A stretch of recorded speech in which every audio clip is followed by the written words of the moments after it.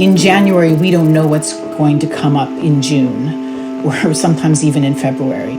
We're used to turning on a dime, but we would never have expected the world would change as much as it did this year. Spread of coronavirus. The Be There team pivoted with amazing speed, worked remotely with our collaborators, campaigners, and Amnesty sections globally, and had a really strong impact. This is Baghdad. The state-sanctioned violence against unarmed protesters is again extraordinary. These injuries that we've seen in the protesters in Baghdad are like nothing I've ever seen before in my career.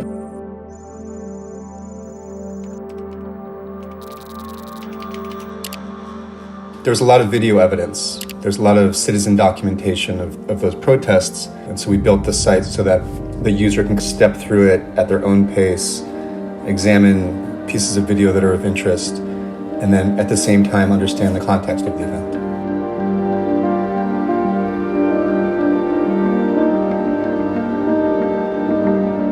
The biggest aspiration of this work is to let the police know that they're being watched, that abuses of power are going to be documented so that police forces, security forces will think twice before using tear gas in this way.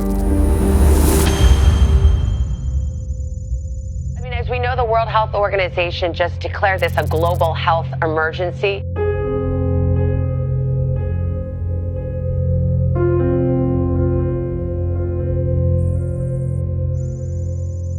We can choose solidarity and compassion, protecting and assisting the most vulnerable among us, and acting in line with the greater good. We can save many lives.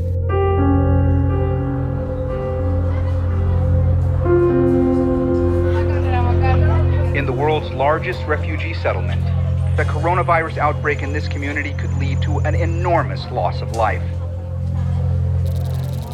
When COVID hit, we wanted to see, were they getting information about the measures they could use to best prevent the spread of the disease and protect themselves? And the answer very quickly was no, they weren't. With the findings, we pushed with humanitarian actors to make sure that information was disseminated in a way that was far more accessible to older people and all people in the refugee camps.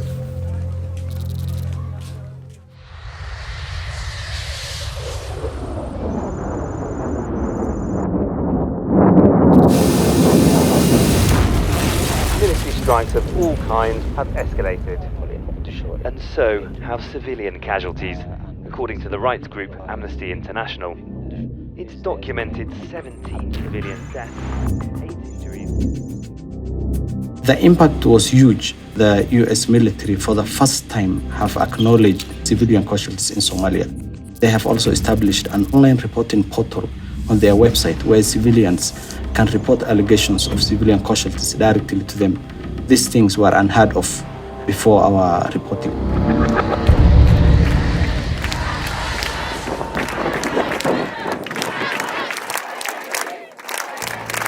This is what democracy looks like.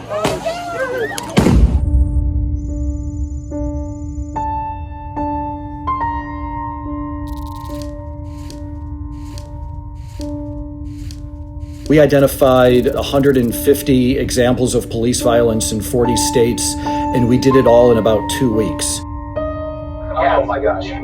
Tear gas. When you put up a map, what everybody automatically does is look for their state, look for their city, and that makes everything that we then talk about feel really personal to them.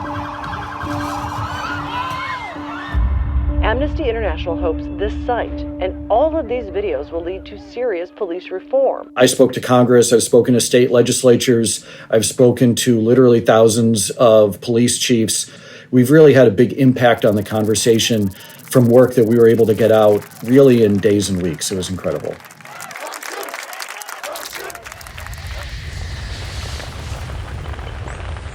The Amazon rainforest is on fire again.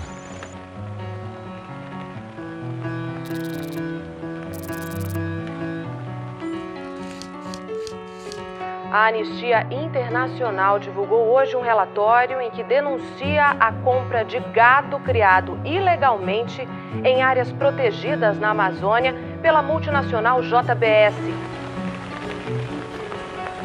Going after a giant like JBS is never easy. So as a campaigner, I work closely with sections in different countries to develop national campaigns.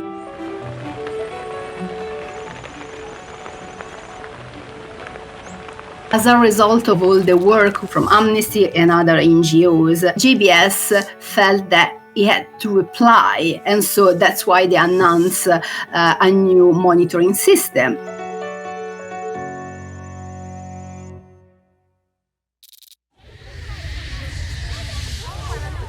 The work in northeast Nigeria showed how children have been detained and subjected to many horrific crimes by the Nigerian security forces.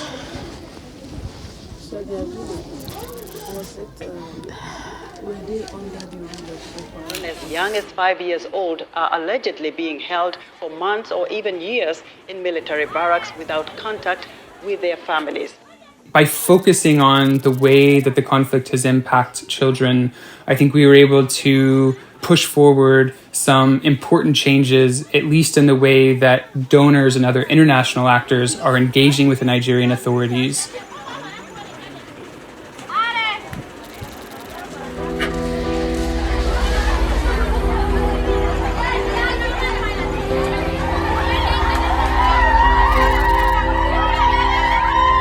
I really saw the impact that Amnesty can have with the Ethiopian project.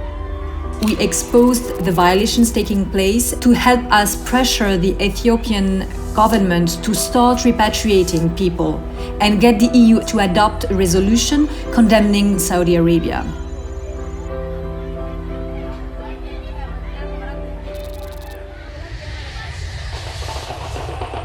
They want major structural changes to guarantee social rights. We contacted the Evidence Lab to help us verify the hundreds of pieces of audiovisual evidence we'd collected. More than 800 allegations of abuse by police, including torture, rape, and beatings.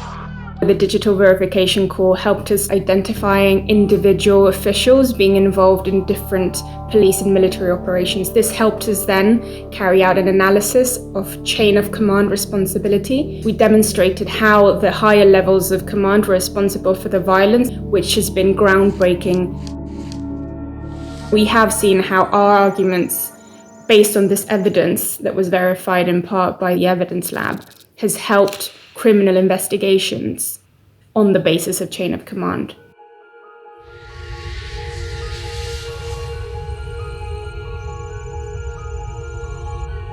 Amnesty International was the only organization that cast a spotlight on this being human rights abuses.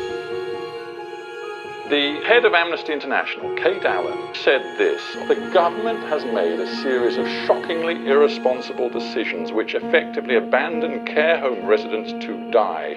Where is the accountability?" Well, I think the government is being held to account by people like Kate Allen, by the media. It does require being addressed, and it needs to be done with quite some urgency. Donatella Rivera, thank you very much indeed. We've seen governments in the UK, in Belgium, in Spain, promising to take measures to implement some of our recommendations. To see some impact in such a short term is very important. The challenges that we've had to overcome in 2020 shows that whatever may come, we'll be ready. And I think the fact that we are multidisciplinary allows us to transition and to be creative no matter what comes our way. You can count on our team to be there to document the details of crimes, to identify the perpetrators, and to confront human rights and humanitarian law violations forcefully and effectively. For journalists, Amnesty is a linchpin of the work that we do. We depend on their truths. Sure, we can go into battle to some extent for the issues that they expose, but it is Amnesty itself that stays the course, often for years, to try to get to the point where the abuse, the suffering, ends.